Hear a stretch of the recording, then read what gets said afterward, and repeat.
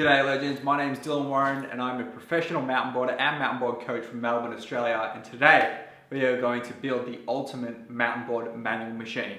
Not only is it a manual machine, but it actually is a workstation and a manual pad. So it's a bit of a 3-in-1.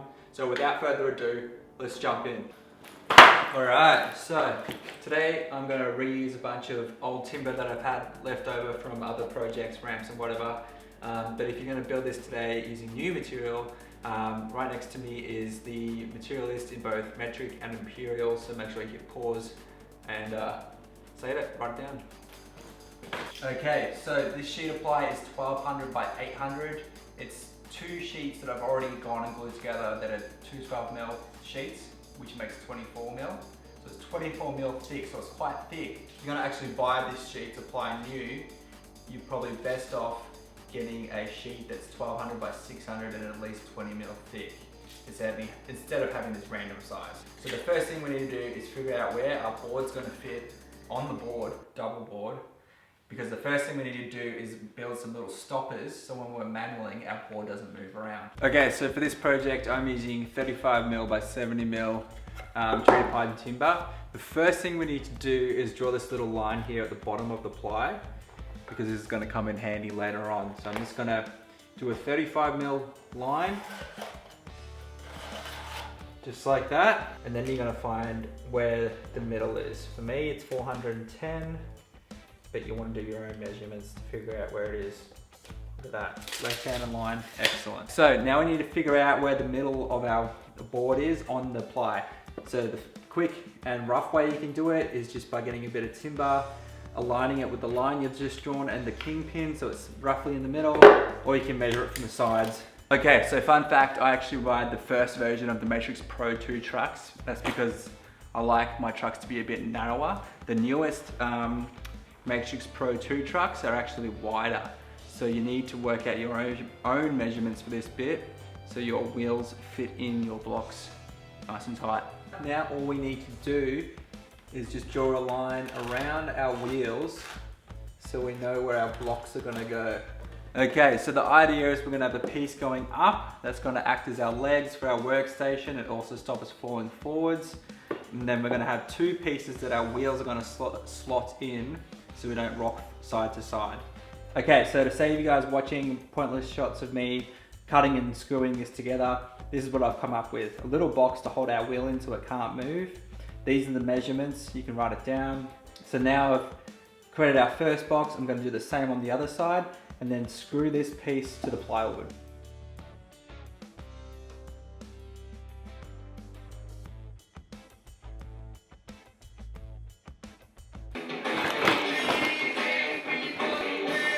Hey Google, stop. Okay, so this right here is just some offcuts of the 35 by 70.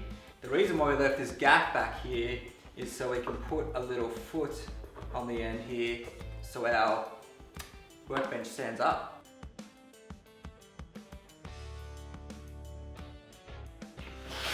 Okay, so this is the part where it transforms from manual machine into manual pad and board workshop area. So what we're going to do now is cut some lengths of timber to go all the way from the bottom to the top, and then some pieces to come out that we can sit our board on, but also when we flip it over, they'll act as feet to create our manual pad. So I'm going to cut out the first lengths and then we'll drill it on. These are going to create the strength up our body of our manual machine, and these with the legs that touch the ground for the manual pad. Okay guys, so I skipped ahead and built a little frame here. I've connected our legs together just with some pine on the top and in the middle here to give some strength for our manual pad and board rack. And now I'm going to drill these two angle brackets right here so we have a slot where we can slot our board in to work on it when it's on its side, or we can flip it down and lay it flat here, which is pretty cool, multi-angle. Oh, and before I forget, I'm doing it 200mm up the leg. So we've got enough room to slot our board in and heaps of room for our board to lay flat here. So 200mm up, about 20mm gap, so your board sits in nice and snug. Okay, so what I actually ended up doing here is making this 25mm just to allow for the concave of the board. And I actually had to off-center this to the edge of the timber on both sides, just so the yawl brackets were actually hitting, the ladder straps were hitting, so I had to move it in a bit to avoid them. But she's looking good. All right, so we've got the main structure done now. I'm gonna go ahead, give it a sand up, clean it up, and then we're gonna paint it. So cue the time lapse.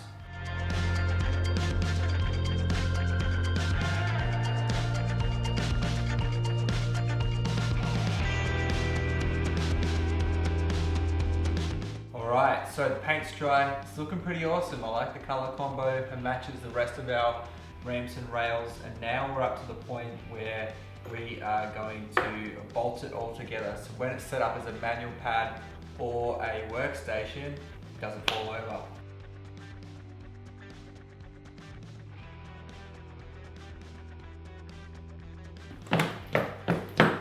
Okay, so this right here is a bike tube, and this right here is a little hook, and I'm going to use to attach the bike tube to the plywood and screw this in. This is going to be a counterbalance that's going to stop us from falling forward.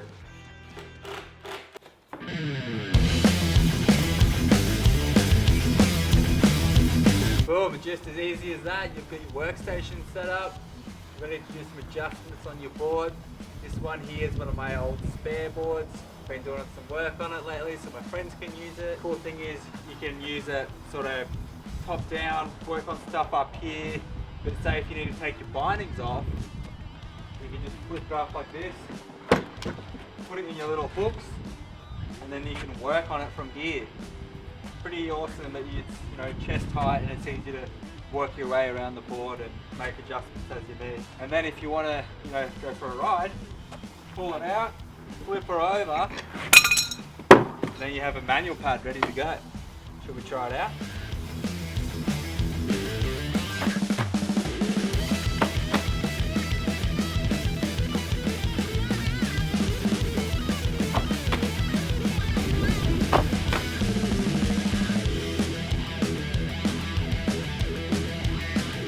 Okay, the moment you've all been waiting for. How's it gonna go doing an actual manual? So I'm not really sure what size tube this is, but it's about this big.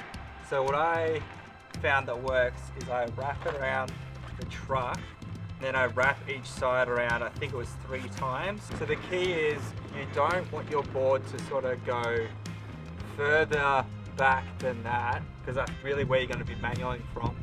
But you don't want it so tight that you're relying on the tension in the tube to keep you in place. So you need to have a little bit of slack to allow you to actually balance. So right now I've got it set up for a manual, and then we'll spin it around and do a nose manual. You wanna do a manual? Hey?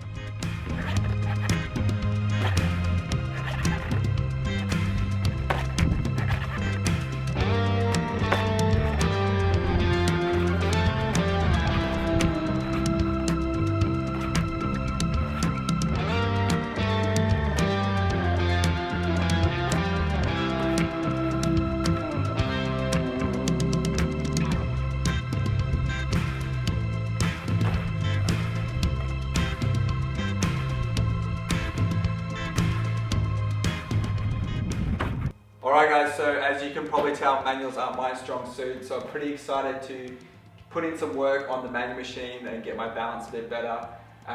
So I've decided over the next 2 weeks, I'm actually going to ride this every single day or as much as I can. Not only on the manual machine, but out on the road too, nose manual, and see how much of a difference the manual machine makes. If you're watching this in the future, there'll be a playlist next to me where you can watch all those videos. If you're watching this now, some other cool videos you can check out. Anyway guys, thanks for watching, and I'll see you guys next time on the hill.